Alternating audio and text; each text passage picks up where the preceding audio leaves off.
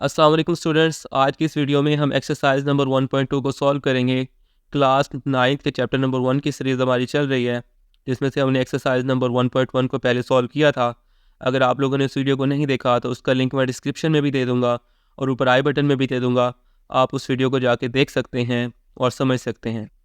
और आज की इस वीडियो में हम एक्सरसाइज नंबर 1.2 को कम्प्लीटली सॉल्व करेंगे। इसके तमाम क्वेश्चंस को अटैम्प्ट करेंगे और इसमें जितने भी कॉन्सेप्ट्स हैं उन सब कॉन्सेप्ट्स को आज हम क्लियर करेंगे।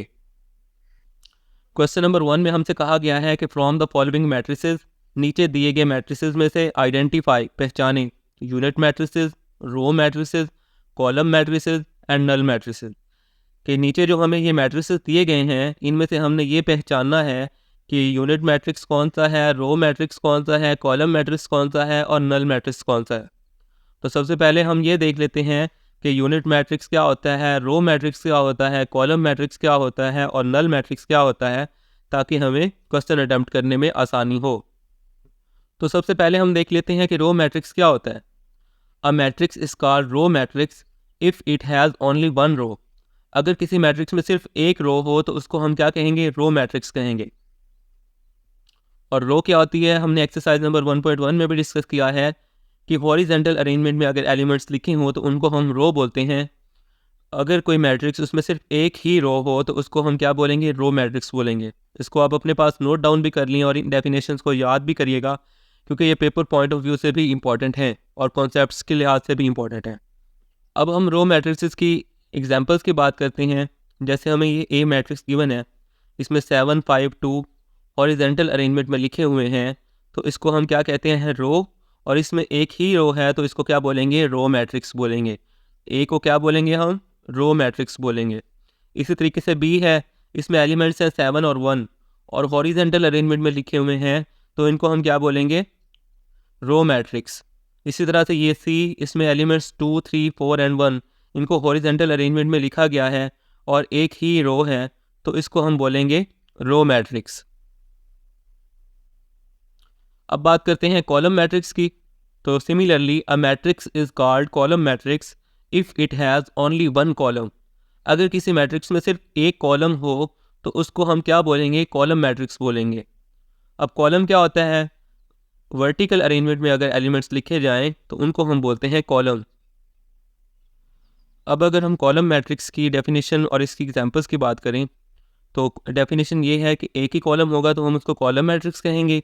और एग्जांपल्स क्या हैं, लाइक अगर एलिमेंट्स को वर्टिकल डायरेक्शन में लिखा जाएगा, ऊपर से नीचे की तरफ लिखा जाएगा, तो वो हमारे पास कॉलम होगा। और उसमें एक ही कॉलम अगर होगा तो वो कॉलम मैट्रिक्स होगा। जैसे ये एलिमेंट्स है 7 5 2, इनको वर्टिकल डायरेक्शन में लिखा गया है तो ये एक ही कॉलम है, तो इसको हम बोलेंगे कॉलम मैट्रिक्स।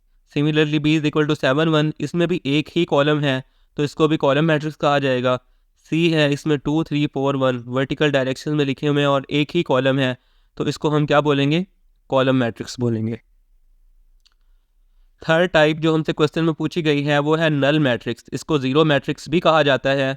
तो इसकी डेफिनेशन ये है, a matrix is called null और zero matrix if each of its entries is zero.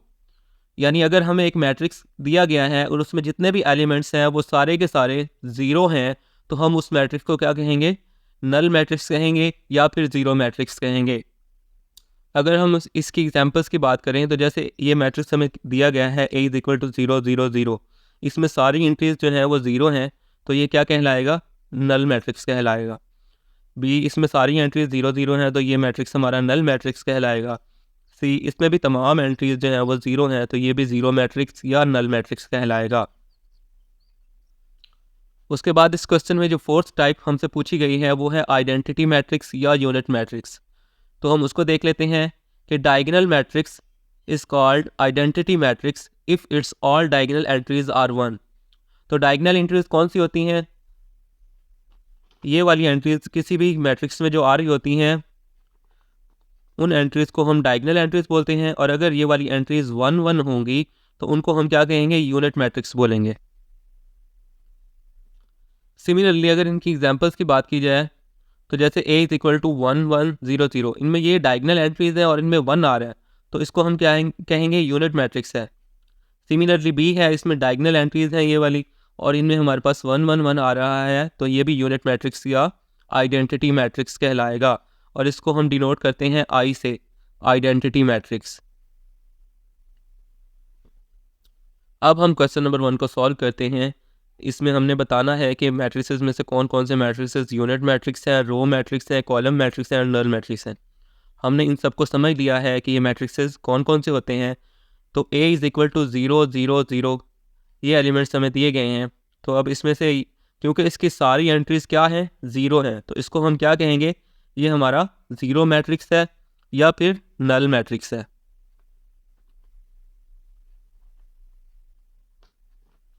उसके बाद B है, इसमें 2 3 एंड 4 एक ही रो है, वर्टिकल डायरेक्शन में सारे एलिमेंट्स लिखे हुए हैं और रो एक ही है, तो इसको हम क्या कहेंगे, ये हमारा रो मैट्रिक्स है।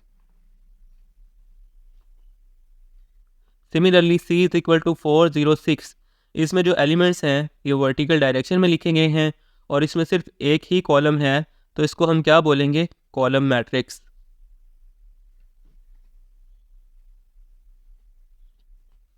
उसके बाद हमारे पास D है, इसमें 1 1 कहाँ लिखे हुए हैं, डायगनल प्लेसेस पे, डायगनल एंट्रीज इसकी 1 1 है, तो हम इसको कहेंगे कि ये हमारा यूनिट मैट्रिक्स है या फिर आइडेंटिटी मैट्रिक्स है।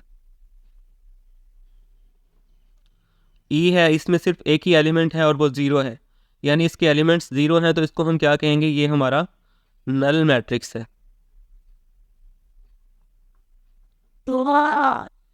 F है, इसमें हमारे पास एलिमेंट्स लिखे हुए हैं 5 6 एंड 7 और वर्टिकल डायरेक्शन में लिखे हुए हैं, तो इनको हम क्या बोलेंगे, ये हमारा कॉलम मैट्रिक्स है, क्योंकि इसमें एक ही कॉलम है, वर्टिकल डायरेक्शन में ये लिखे हुए हैं, तो ये है कॉलम मैट्रिक्स।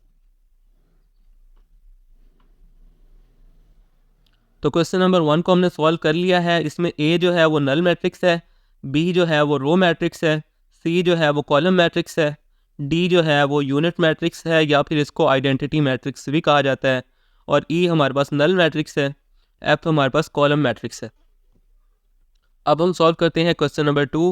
उसमें उसने हमसे कहा है कि फ्रॉम फॉलोइंग मैट्रिसेस, जो हमें नीचे दिए गए मैट्रिसेस हैं, आइडेंटिफाई पहचाने square matrix, rectangular matrix, row matrix, column matrix, identity matrix या यूनिट मैट्रिक्स इसको बोलते हैं, और नल मैट्रिक्स।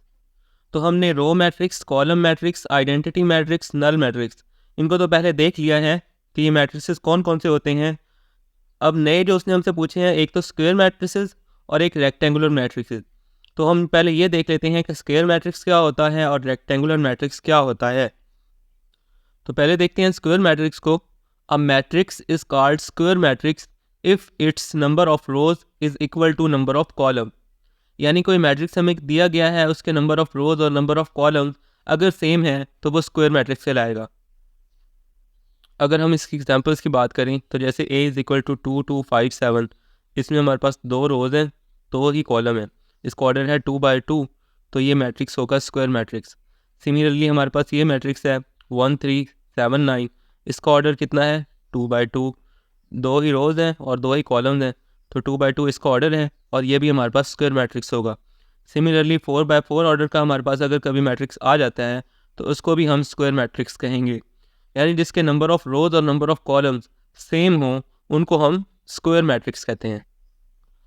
अब हम देखते हैं जी रेक्टेंगुलर मैट्रिक्स को। A matrix is called rectangular matrix if it's number of rows is not equal to number of columns. अब अगर हमें कोई मैट्रिक्स दिया जाता है और उसके नंबर ऑफ़ रोज़ और नंबर ऑफ़ कॉलम्स आपस में इक्वल नहीं है तो वो रेक्टेंगुलर मैट्रिक्स होगा। अगर इक्वल है तो वो स्क्वायर मैट्रिक्स है, अगर इक्वल नहीं है तो उसको हम क्या कहेंगे, वो हमारा रेक्टेंगुलर मैट्रिक्स होगा।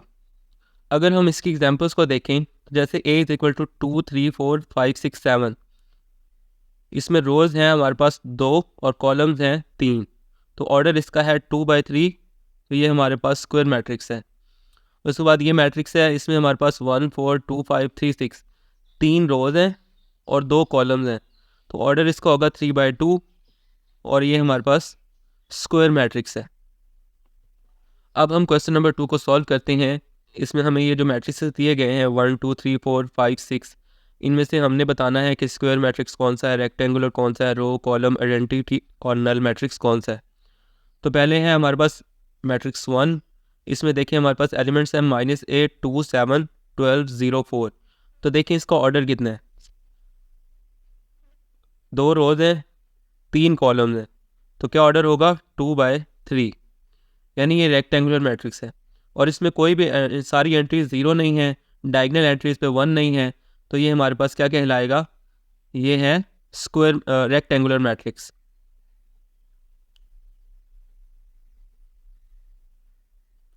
उसके बाद ये हमारे पास सेकंड है 301। इसमें देखा जाए तो एक ही कॉलम है, वर्टिकल डायरेक्शन में सारे एलिमेंट्स लिखे गए हैं और कॉलम एक ही है, तो हम इसको क्या बोलेंगे, कॉलम मैट्रिक्स। उसके बाद थर्ड पार्ट है, इसमें 6, -4, 3, -2। इसमें सारे एलिमेंट्स देखें हम, 2 ही रोज हैं और 2 ही कॉलम है, और कोई भी एंट्री मतलब सारी एंट्रीज इसकी 0 नहीं है, नल मैट्रिक्स नहीं है, तो ये हमारे पास क्या बनेगा, स्क्वायर मैट्रिक्स, क्योंकि इसका ऑर्डर 2/2 है, 2 ही रोज है, 2 ही कॉलम है, तो ये हमारे पास क्या बनेगा, स्क्वायर मैट्रिक्स।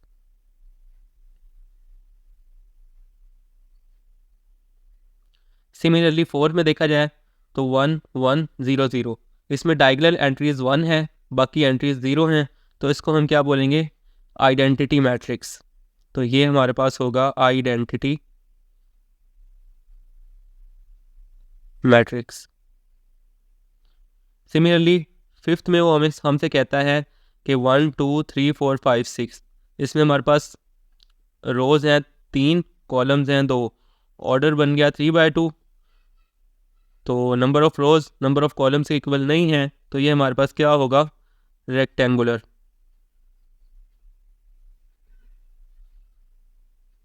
सिमिलरली सिक्स्थ है, इसमें हमारे पास एलिमेंट्स है 3, 10 और -1, और तीनों हॉरिजॉन्टल डायरेक्शन में लिखे हुए हैं, तो इसको हम क्या बोलेंगे, रो मैट्रिक्स, क्योंकि इसमें एक ही रो है।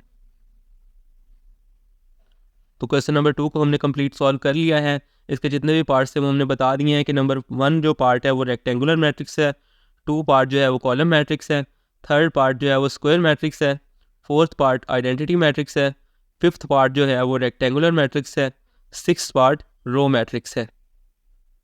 क्वेश्चन नंबर 2 के कुछ पार्ट्स, पार्ट 7, पार्ट 8 और पार्ट 9 हमारे रह गए थे, तो उनको हम देख लेते हैं। लाइक 7th पार्ट में हमसे कहा गया है 1, 0, 0 एलिमेंट्स, एक ही कॉलम है इसमें और वर्टिकल डायरेक्शन में लिखे हुए हैं, तो इसको हम क्या बोलेंगे, कॉलम मैट्रिक्स है।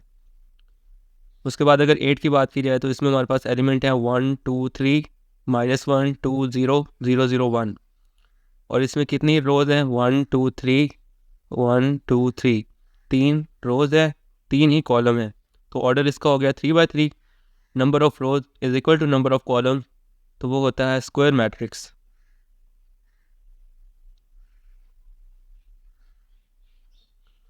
उसके बाद 9th पार्ट में हमें 0, 0, 0, 0 सारे एलिमेंट 0 हैं, तो इसको हम क्या बोलेंगे, नल मैट्रिक्स या जीरो मैट्रिक्स। अब हम क्वेश्चन नंबर 3 को सॉल्व करते हैं। From the following matrices identify diagonal, scalar and unit matrices. तो यूनिट या आइडेंटिटी मैट्रिक्स को हमने देख ली है कि डायगोनल एंट्रीज जिनमें 1, 1 हो वो आइडेंटिटी मैट्रिसेस होते हैं। स्केलर और डायगोनल मैट्रिक्स, इनको हम अब देखते हैं कि ये क्या होते हैं। Diagonal matrix. A matrix A is called diagonal matrix if at least one of the entries of its diagonal is not 0 and non-diagonal entries are 0. Diagonal entries कौन सी होती हैं हमारे पास, ये वाली एंट्रीज diagonal होती हैं और ये वाली एंट्रीज नॉन डायगनल होती हैं। तो वो कह रहा है कि जो नॉन डायगनल एंट्रीज हैं वो तो 0, 0 हों, और जो डायगनल एंट्रीज हैं इनमें से एटलीस्ट एक जो है वो नॉन ज़ीरो हो, यानी यहाँ पे अगर 0 है तो यहाँ पे कोई नॉन ज़ीरो एलिमेंट हो, 3 हो या 4 हो या 5 हो, तो उसको हम क्या बोलेंगे, डायगोनल मैट्रिक्स कहेंगे। अगर यहाँ पे भी 0 हो जाएगा तो वो क्या कहलाएगा, ज़ीरो मैट्रिक्स या नल मैट्रिक्स। इसलिए कम से कम एक एंट्री जो है ना डायगोनल में, या यहाँ पे या यहाँ पे, वो नॉन ज़ीरो होनी चाहिए। अगर हम इनकी एग्जाम्पल्स की बात करें तो जैसे ये ए है, इसमें ये डायगोनल एंट्रीज है 0 और 7, और इनमें एक एंट्री जो है वो नॉन ज़ीरो है, तो इसको हम क्या बोलेंगे, डायगोनल मैट्रिक्स। एटलीस्ट एक जो है वो नॉन ज़ीरो होनी चाहिए। अगर यहाँ पे दोनों एलिमेंट 7, 7 या 8, 7 आ जाए तो वो भी डायगोनल मैट्रिक्स ही कहलाएगा, लेकिन कम से कम एक एंट्री जो है वो पॉजिटिव और रियल नंबर होनी चाहिए अदर देन 0 होनी चाहिए।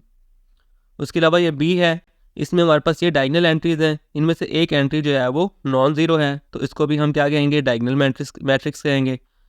उसके अलावा ये है सी, इसमें हमारे पास 900 डायगनल एंट्रीज में एक एंट्री जो है वो नॉन ज़ीरो है, तो इसको हम क्या कहेंगे, डायगनल मैट्रिक्स।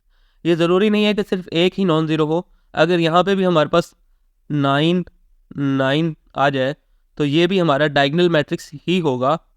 ये यहाँ पे एक जगह पे 0 आ जाए और 2 पे 9 आ जाए तो वो भी डायगनल होगा, लेकिन शर्त यह है कि तीनों 0 नहीं हो सकते, एटलीस्ट एक को जो है ना वो नॉन ज़ीरो होना होगा डायगनल मैट्रिक्स की डेफिनेशन पे पूरा उतरने के लिए।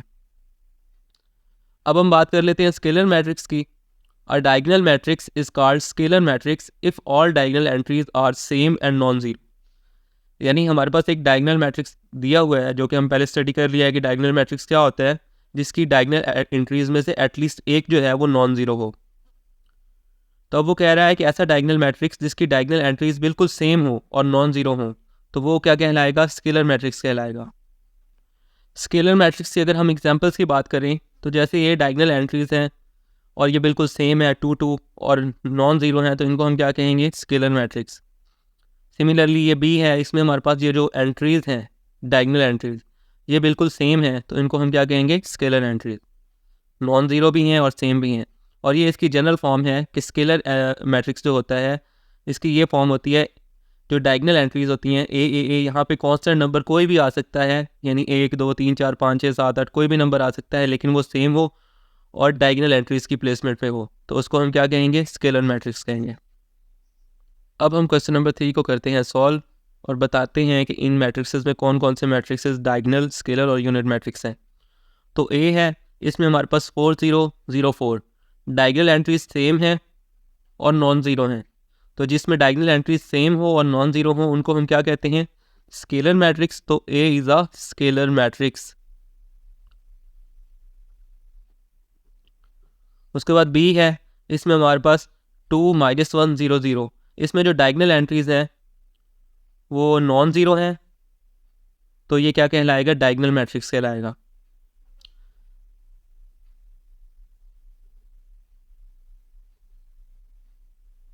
उसके बाद सी है, इसमें हमारे पास डायगनल एंट्रीज 1 1 हैं और ऑफ डायगनल एंट्रीज 0 0 हैं, तो इसको हम क्या बोलेंगे, आइडेंटिटी मैट्रिक्स, क्योंकि हमने देखा है कि जिसकी डायगनल एंट्रीज पे 1 1 हो उसको हम बोलते हैं आइडेंटिटी मैट्रिक्स या यूनिट मैट्रिक्स भी कहा जाता है।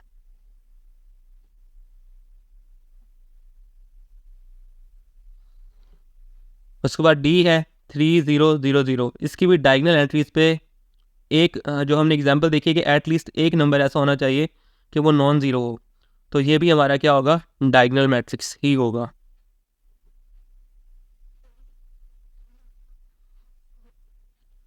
सिमिलरली ई पार्ट है, इसमें हमें 5 -3 0 0 और 1 + 1, तो इसको हम अगर सिंप्लीफाई करें तो 5 - 3 इज़ 2 0 0 1 + 1 इज़ 2, तो ये हमारे पास मैट्रिक्स बनेगा 2 0 0 2।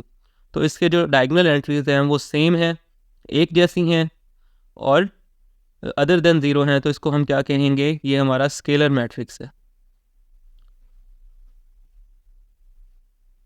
तो हमने क्वेश्चन नंबर 3 को सॉल्व कर लिया है। इसमें ए जो है वो स्केलर मैट्रिक्स है, B is diagonal matrix, C is identity matrix, D is diagonal matrix, E is scalar matrix. अब हम क्वेश्चन नंबर 4 को सॉल्व करेंगे। इसमें उसने हमसे कहा है कि find negative of the matrices A B C D and E. हमें मैट्रिसेस दिए गए हैं A B C D and E, और पूछा गया हमसे कि नेगेटिव ऑफ मैट्रिसेस फाइंड करें, यानी -a -b -c -d और -e, इनको फाइंड आउट करना है। तो सबसे पहले हम ये देख लेते हैं कि नेगेटिव ऑफ मैट्रिक्स कहते किसको हैं। तो नेगेटिव मैट्रिक्स भी एक टाइप है मैट्रिक्स की, और इसकी डेफिनेशन ये है, a matrix obtained by changing science of all entries of any matrix is called negative of that matrix. यानी हमें कोई भी मैट्रिक्स दिया गया है, उसके जो भी एलिमेंट्स हैं, जो भी एंट्रीज है, अगर हम उनका साइन चेंज कर देंगे, यानी अगर वो पॉजिटिव है तो उसको नेगेटिव कर देंगे, नेगेटिव है तो पॉजिटिव कर देंगे, तो वो मैट्रिक्स बन जाएगा हमारा नेगेटिव मैट्रिक्स। अगर एग्जांपल ली जाए कि ए हमें गिवन है 2, -7, -6 और 8 और माइनस ए हमने फाइंड करना है, तो क्या होगा, 2 है तो यहाँ पे हो जाएगा -2, -7 है तो यहाँ पे आगे +7, -6 है तो यहाँ पे आगे +6, 8 है तो यहाँ पे आके -8। तो ये हमारा क्या हो जाएगा, negative of matrix. Hope so आपको नेगेटिव फाइंड करना आ गया होगा। अब हम इन क्वेश्चंस को सॉल्व करते हैं और प्रैक्टिस करते हैं नेगेटिव फाइंड आउट करने की। ए गिवन है 1, 0, -1। हमने माइनस ए फाइंड करना है, तो 1 है तो यहाँ पे आगे क्या हो जाएगा, -1, 0 वैसे का वैसे, -1 यहाँ पे आगे +1 हो जाएगा। तो ये इसका नेगेटिव ए हो जाएगा। सिमिलरली बी है, इसमें हमें 3, -1, 2 और 1 गिवन है, तो 3 को हम क्या कर देंगे, -3, -1 को +1, 2 को -2, 1 को -1, तो ये सॉल्व हो जाएगा। सिमिलरली सी है 2, 6, 3, 2, इसको हम अगर नेगेटिव फाइंड करेंगे तो क्या होगा, 2 -2 हो जाएगा, 6 यहाँ पे आके -6 हो जाएगा, 3 यहाँ पे आके -3 हो जाएगा और 2 यहाँ पे आके -2 हो जाएगा। सिमिलरली डी की बात की जाए, इसमें एलिमेंट्स हैं -3, 2, -4, 5, तो -3 यहाँ पे आके 3 हो जाएगा, 2 यहाँ पे आगे -2, -4 +4 हो जाएगा और 5 को -5। सिंपली हमने साइन चेंज करना है, तो हमें क्या मैट्रिक्स मिल जाएगा, नेगेटिव मैट्रिक्स मिल जाएगा। अब ई की बात की जाए, इसका क्वेश्चन का लास्ट पार्ट है 1, -5, 2 एंड 3, तो 1 को क्या कर देंगे -1, -5 को क्या कर देंगे 5, 2 को क्या कर देंगे हम -2 और 3 को -3, तो हमारे पास ये उसका नेगेटिव मैट्रिक्स आ जाएगा। अब हम सॉल्व करते हैं क्वेश्चन नंबर 5। क्वेश्चन नंबर 5 में हमसे कहा गया है find the transpose of each of following matrices. तो मैट्रिसेस हमें कौन कौन से गिवन है, A, B, C, D, E and F, और इनका हमने क्या फाइंड करना है, ट्रांसपोज। तो क्वेश्चन हमारे ध्यान में आएगा कि ट्रांसपोज होता क्या है। तो सबसे पहले हम ये देख लेते हैं कि what is transpose of any matrix. तो ये भी मैट्रिक्स की एक टाइप है, transpose of a matrix obtained by interchanging the rows into columns and columns into rows is called transpose of that matrix। यानी हमें कोई भी मैट्रिक्स दिया गया है, उसमें जो रोज़ हैं अगर हम उनको कॉलम्स की जगह पे लिख देंगे और जो कॉलम्स हैं उनको हम चेंज करके रोज़ की जगह पे लिख देंगे, तो वो उसका ट्रांसपोज हो जाएगा। फॉर एग्जांपल हमें मैट्रिक्स दिया गया है ए, जिसमें एलिमेंट्स हैं 2, 3, 4, 5, 6, 7 और ए का ट्रांसपोज हमने फाइंड करना है। इसको हम स्मॉल टी से डिनोट करते हैं, यानी जिस भी मैट्रिक्स का ट्रांसपोज फाइंड करना है उसके ऊपर हम स्मॉल टी लगा देते हैं, तो वो उसका ट्रांसपोज की सिंबॉलिक रिप्रेजेंटेशन हो जाती है। तो अब हमें एलिमेंट्स हैं 2, 3, 4, 5, 6, 7, रो 1 है, इसको हम कन्वर्ट करके लिख देंगे, चेंज कर देंगे कॉलम में। 2, 3, 4 है, इसको हम कॉलम में चेंज करें तो ये इस तरह बन जाएगा 2, 3, 4। 5, 6, 7 है, ये रो में लिखा हुआ है, इसको हम कर देंगे 5, 6, 7 कॉलम के फॉर्म में, तो ये हमारे पास इसका ट्रांसपोज आ जाएगा। अब हम सॉल्व करते हैं क्वेश्चन नंबर 5 को। इसमें जितने भी मैट्रिसेस दिए गए हैं उनका ट्रांसपोज फाइंड करेंगे। लाइक ए हमें गिवन है 0, 1 और -2, तो ए का ट्रांसपोज हमने फाइंड करना है। क्या बनेगा, इसको हम ये कॉलम फॉर्म में लिखा हुआ है तो रो की फॉर्म में लिख देंगे 0, 1, -2, तो ये इसका ट्रांसपोज आ जाएगा। सिमिलरली बी, ये हमारे पास रो फॉर्म में लिखा हुआ है तो इसको हम कॉलम फॉर्म में चेंज कर देंगे। बी का ट्रांसपोज क्या निकलेगा, 5, 1 और -6, इसको हम कॉलम फॉर्म में लिखेंगे तो ये इसका ट्रांसपोज आ जाएगा। सिमिलरली सी है, सी का ट्रांसपोज फाइंड करना है, तो क्या बनेगा, पहली रो है इसको हम कॉलम में लिख देते हैं 1, 2, दूसरी रो है 2, -1, इसको कॉलम की फॉर्म में लिखें तो 2, -1, थर्ड रो है 3, 0, इसको अगर हम कॉलम की फॉर्म में लिखें तो 3, 0, तो ये हमारा इसका ट्रांसपोज आ जाएगा।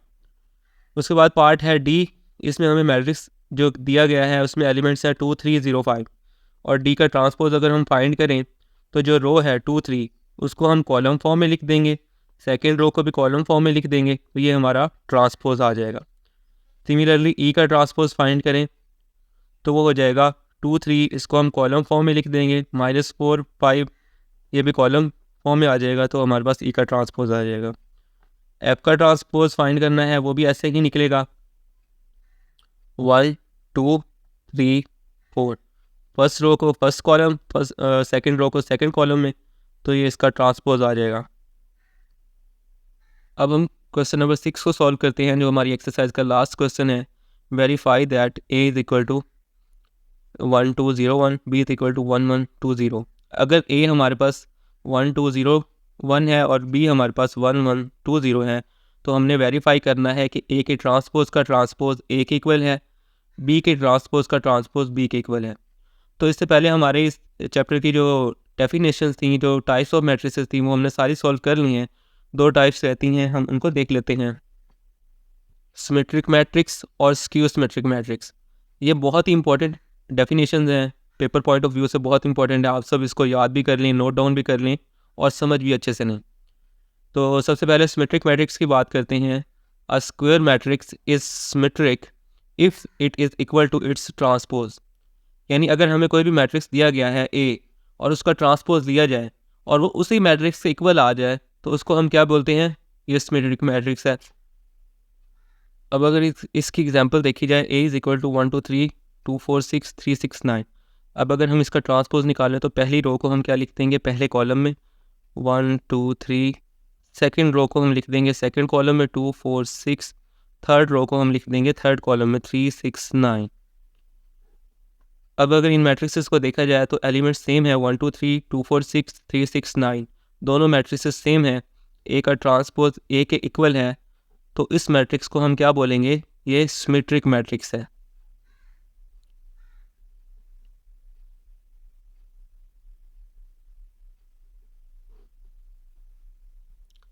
इसके बाद है स्क्यू सिमेट्रिक मैट्रिक्स।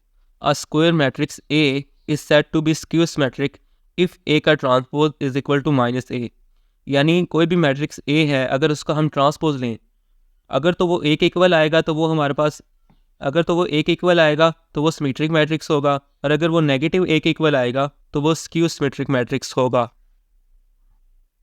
अब अगर हम इसकी एग्जांपल की बात करें, ए इज इक्वल टू 0 2 3 -2 0 1 -3 -1 0। तो इसका ट्रांसपोज अगर हम लेंगे, ए का ट्रांसपोज, वो क्या आएगा? रो को हमने लिख देना है 0 2 3, सेकेंड रो को -2 0 1, थर्ड रो को -3 -1 और 0। अब अगर इसमें से हम माइनस कॉमन लें, क्या आएगा? 0, यहाँ पे माइनस कॉमन आ गया 2, यहाँ से माइनस कॉमन आया 3, यहाँ से माइनस कॉमन आया तो अंदर -2, यहाँ से माइनस कॉमन आया तो 0, यहाँ पे आ जाएगा 1 -3 क्योंकि माइनस कॉमन है, -1 और 0। तो ये मैट्रिक्स अगर हम देखें तो ये बिल्कुल ए के इक्वल है, यानी ए का transpose is equal to -a। तो ये हमारे पास स्क्यू सिमेट्रिक मैट्रिक्स है। अब हम क्वेश्चन नंबर 6 को सॉल्व करते हैं, जिसमें हमसे कहा गया है कि वेरीफाई करना है ए के ट्रांसपोज का transpose is equal to A, B के ट्रांसपोज का transpose is equal to B. ए हमें ये गिवन है, बी की वैल्यू ये गिवन है। तो सबसे पहले हम फाइंड करते हैं इसमें ए का ट्रांसपोज। ए हमारे पास है 1 2 0 1, ए लिख लिया। अब हम निकालेंगे ए का ट्रांसपोज। तो वो कैसे निकालेंगे? जो फर्स्ट रो है उसको हम कॉलम में लिख देंगे, सेकंड रो है उसको हम सेकंड कॉलम में लिख देंगे 1 2 0 1। तो ये हमारे पास आ जाएगा ए का ट्रांसपोज। अब वो कहता है कि ए के ट्रांसपोज का भी ट्रांसपोज लें, तो हम ले लेंगे ए के ट्रांसपोज का ट्रांसपोज। यानी इसमें हमारे पास ये जो रो है 1 0, इसको हम लिख देंगे कॉलम फॉर्म में, फिर ये जो रो है 2 1, इसको हम सेकंड कॉलम में लिख देंगे। तो हमारे पास क्या आ जाएगा? ए के ट्रांसपोज का ट्रांसपोज। अब अगर हम इसको मैच करें ए के साथ तो बिल्कुल सेम है, 1 2 0 1 1 2 0 1। तो प्रूव हो गया कि ए के ट्रांसपोज का ट्रांसपोज अगर लिया जाए तो वो ए के इक्वल है, अगर ये वैल्यूज़ हों ए की। अब हम सॉल्व करते हैं बी के लिए, उसमें भी हमने यही करना है, बी के ट्रांसपोज का ट्रांसपोज बी के इक्वल प्रूव करना है। और बी की वैल्यू हमें दी गई है 1 1 2 0। अब हम लेंगे जी बी का ट्रांसपोज। कैसे लेंगे? जो इसकी रो 1 है उसको कॉलम 1 में लिख देंगे, जो इसकी रो 2 है इसको कॉलम 2 में लिख देंगे, तो ये बी का ट्रांसपोज आ जाएगा। अब हमने लेना है बी के ट्रांसपोज का ट्रांसपोज। बी के ट्रांसपोज का ट्रांसपोज आ जाएगा, 1 2 को कॉलम फॉर्म में लिखा फर्स्ट रो को, सेकंड रो को सेकंड कॉलम में लिखा, तो बी के ट्रांसपोज का ट्रांसपोज आ गया। अब अगर हम देखें तो ये बी के बिल्कुल इक्वल है, तो प्रूव हो गया कि बी के ट्रांसपोज का transpose is equal to B. यहाँ पे हमारी एक्सरसाइज नंबर 1.2 जो है वो कम्प्लीटली सॉल्व हो गई है। इसमें हमने इसके सारे क्वेश्चंस को देखा है क्वेश्चन नंबर 1 से लेके क्वेश्चन नंबर 6 तक तमाम क्वेश्चंस को सॉल्व किया है। उसमें जितने भी पार्ट्स थे तमाम पार्ट्स को सॉल्व किया है। उसमें जितने भी कॉन्सेप्ट्स थे तमाम कॉन्सेप्ट्स को भी सॉल्व किया है। सेकेंडली, एक्सरसाइज 1.2 से पहले टाइप्स ऑफ मैट्रिसेस थी, 12 टाइप ऑफ मैट्रिसेस। तो हमने 12 की 12 टाइप्स जो हैं वो भी इस लेक्चर में डिस्कस की हैं। उन टाइप्स को भी आप अपने पास नोट डाउन कर लीजिएगा और उसको अच्छे से समझ लीजिएगा, क्योंकि पेपर पॉइंट ऑफ व्यू से ये डेफिनेशंस भी बहुत इंपॉर्टेंट हैं और कॉन्सेप्ट पॉइंट ऑफ व्यू से भी बहुत इंपॉर्टेंट है। सेकेंडली, इस लेक्चर को आप अपने दोस्तों के साथ, अपने क्लास फेलोज़ के साथ शेयर करिएगा ताकि वो भी सीख सकें एक्सरसाइज 1.2। और इंशाल्लाह मिलते हैं फिर नेक्स्ट एक्सरसाइज में। तब तक के लिए अल्लाह हाफिज़।